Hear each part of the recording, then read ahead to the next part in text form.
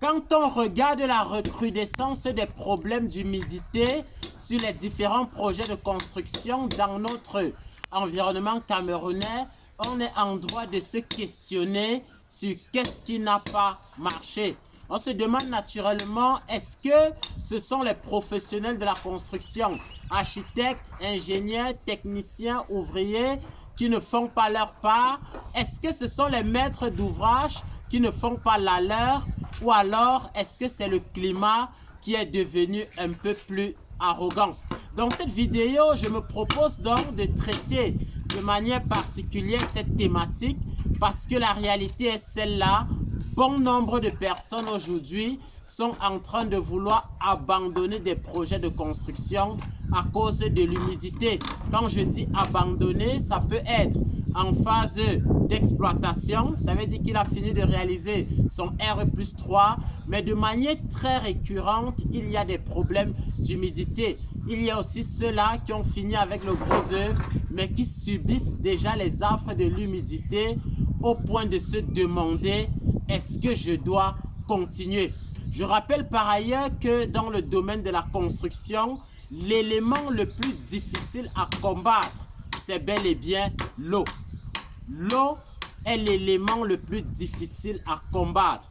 Et pour combattre l'eau, très souvent, il faut opter pour des mesures préventives. Je vais donc dans cette vidéo essayer de revenir sur les causes probables des problèmes d'humidité.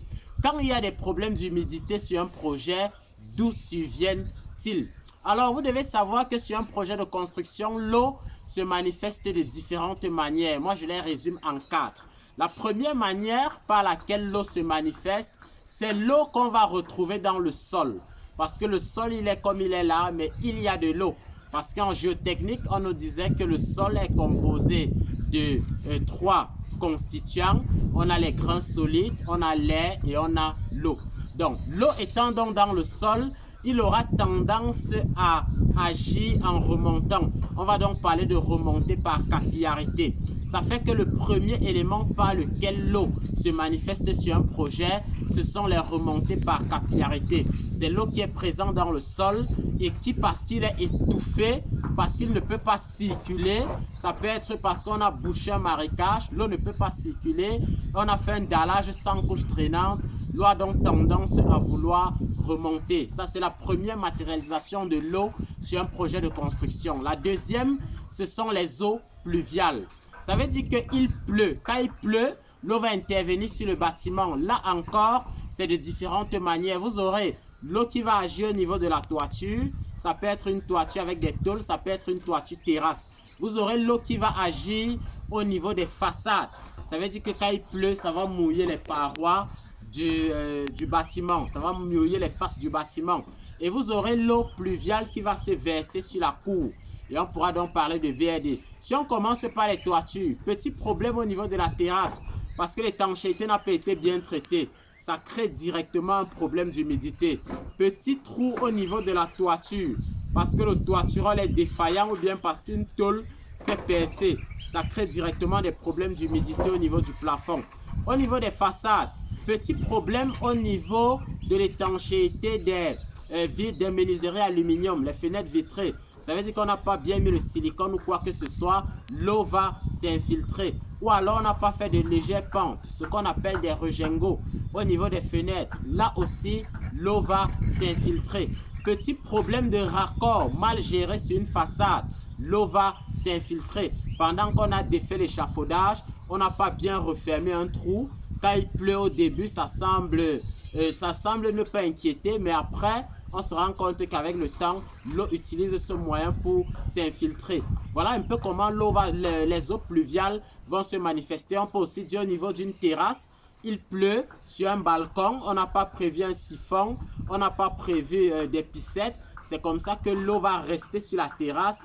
Et quand l'eau va rester, il aura tendance à chercher des failles. Il y a aussi une troisième manière par laquelle l'eau se manifeste sur un projet de construction. Il s'agit donc des eaux issues de la plomberie. Ça peut être des évacuations, ça peut être l'alimentation.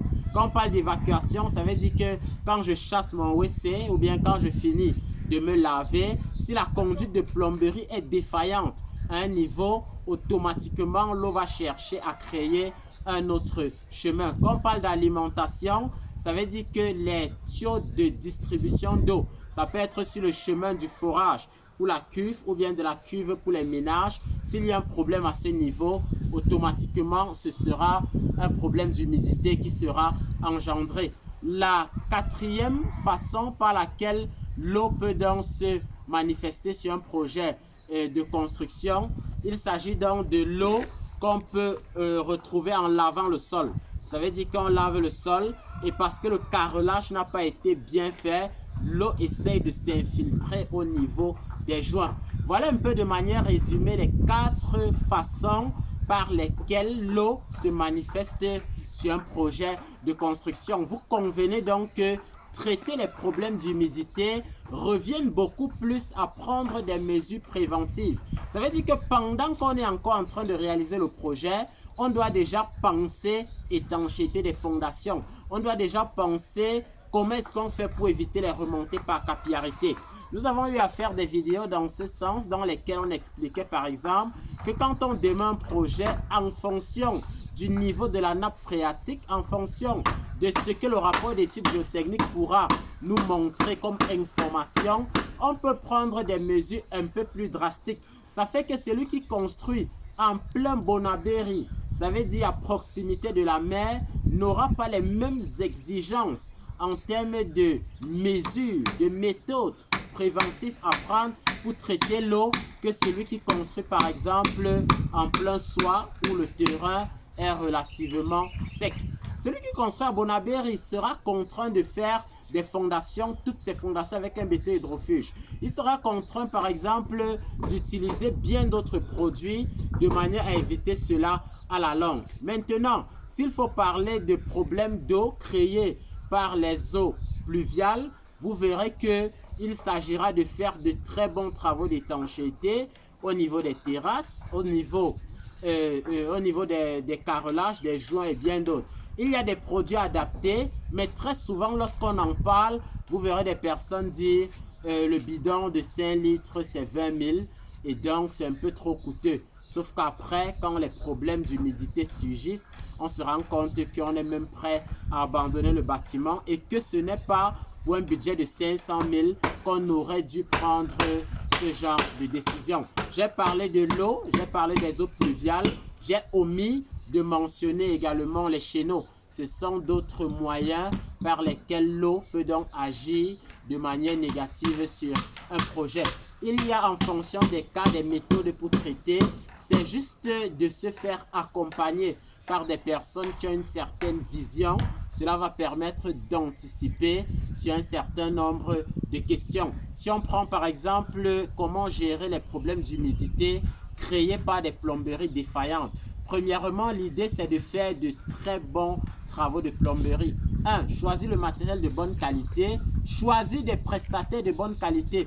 Quelles sont les pentes ou alors les normes de plomberie prévoient quelles pentes pour évacuer par exemple le WC. On a un tuyau de 110. Quel est le diamètre du tuyau intéressant? Ça va faire en sorte qu'on évite déjà que le problème arrive. Parce que je vous assure, en génie civil ou alors dans la construction, il est souvent bien préférable d'éviter qu'un problème arrive. Parce que lorsque c'est déjà là, les mesures pour pouvoir pallier sont très souvent coûteuses et les résultats sont très souvent limités. Je me ferai le plaisir, si ça vous intéresse, de vous proposer une autre vidéo dans ce sens, dans laquelle nous allons revenir avec un peu plus de détails ou alors dans laquelle nous allons traiter au cas par cas les moyens pour éviter de manière générale les problèmes d'humidité sur vos projets de construction. Comme vous le savez, je suis Romuald Peggy Promenieux, ingénieur de travaux en génie civil. Et au quotidien, je prends beaucoup de plaisir à partager avec vous les réalités que constitue la réalisation des projets de construction dans notre environnement africain en général et surtout dans notre contexte camerounais. Je vous invite donc à vous abonner à nos plateformes digitales pour ne rien manquer de la suite de nos prochaines publications. Merci et à très bientôt.